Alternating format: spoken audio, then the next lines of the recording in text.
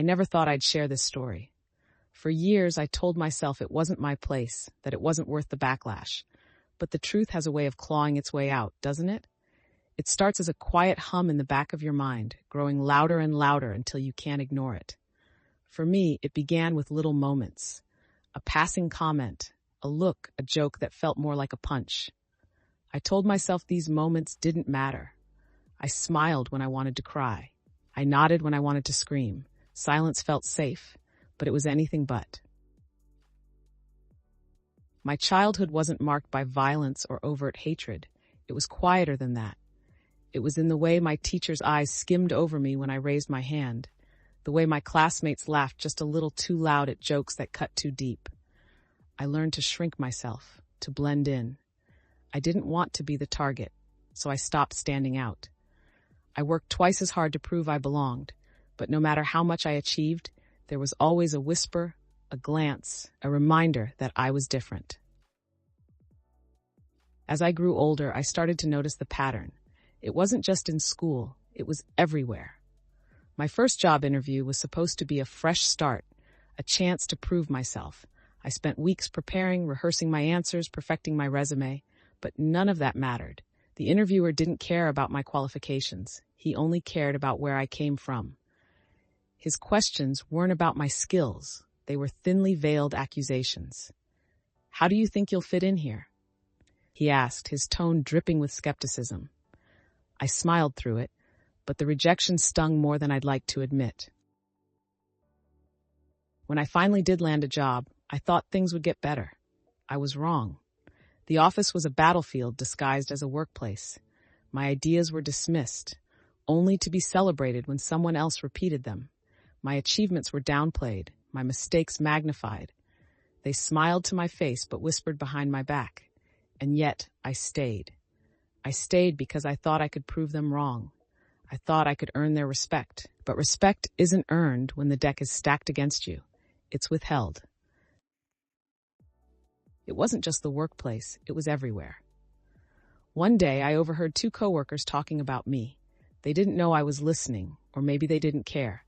They joked about my accent, questioned my qualifications, laughed about how I didn't fit in. I stood there frozen, as their words cut deeper than I thought possible. That's when it hit me. Staying silent wasn't protecting me. It was suffocating me. I went home that night and stared at myself in the mirror for what felt like hours. My mind replayed their words over and over again, each one cutting deeper than the last. I realized I couldn't do it anymore. The silence wasn't protecting me, it was protecting them.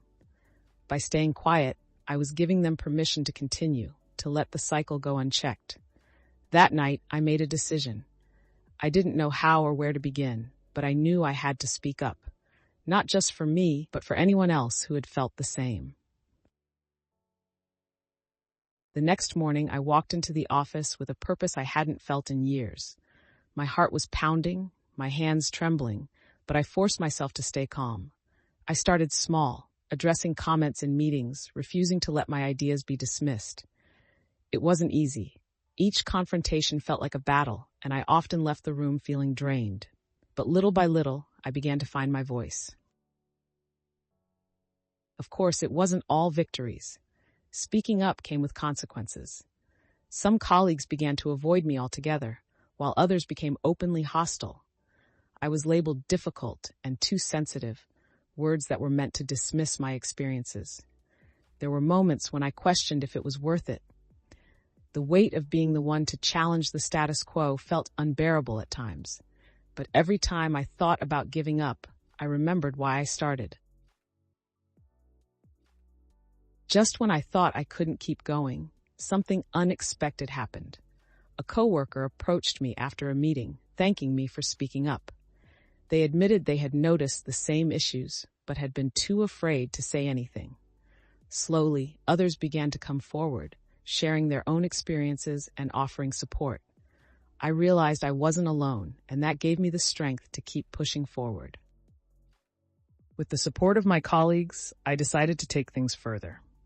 We began documenting incidents, collecting evidence, and researching company policies. We didn't just want to call out the behavior. We wanted to create lasting change. It was a daunting task, but we were committed. Each step forward felt like a victory, no matter how small. Eventually, our efforts led to a meeting with senior management. I'll never forget that day. Sitting across from the people who had the power to make or break my career, I felt a mix of fear and determination. I laid everything out, the incidents, the patterns, the impact. I didn't sugarcoat anything. By the end of the meeting, the room was silent. For the first time, I felt like they were truly listening. The days following the meeting were some of the most nerve-wracking of my life. There was no immediate response, no acknowledgement of what had been said. The silence was deafening. I wondered if they were hoping I'd just give up and let it all go. But I didn't. Instead, I doubled down. I continued documenting incidents and reaching out to others who might share their stories. The waiting was excruciating, but I knew that we had planted a seed that couldn't easily be ignored. A week after the meeting, I received an email from someone in upper management. They wanted to talk. I was skeptical at first, unsure if this was just an attempt to placate me, but I decided to take the meeting. To my surprise, they confessed that they had been aware of the issues, but didn't know how to address them. They promised to take the complaints seriously and to begin implementing changes. It wasn't a full victory, but it was a start. Over the next few months, changes began to take shape. Policies were updated, training sessions were implemented, and a new complaint system was introduced. It wasn't perfect, and there were still battles to fight, but for the first time, it felt like progress. People started coming to me, thanking me for what I had done. I realized that speaking out wasn't just about addressing my own experiences, it was about creating a better environment for everyone.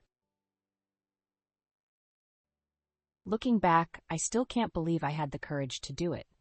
There were moments when I wanted to quit, moments when the fear and doubt felt overwhelming. But if I've learned anything, it's that change doesn't happen on its own. It takes people willing to speak up, even when their voices shake.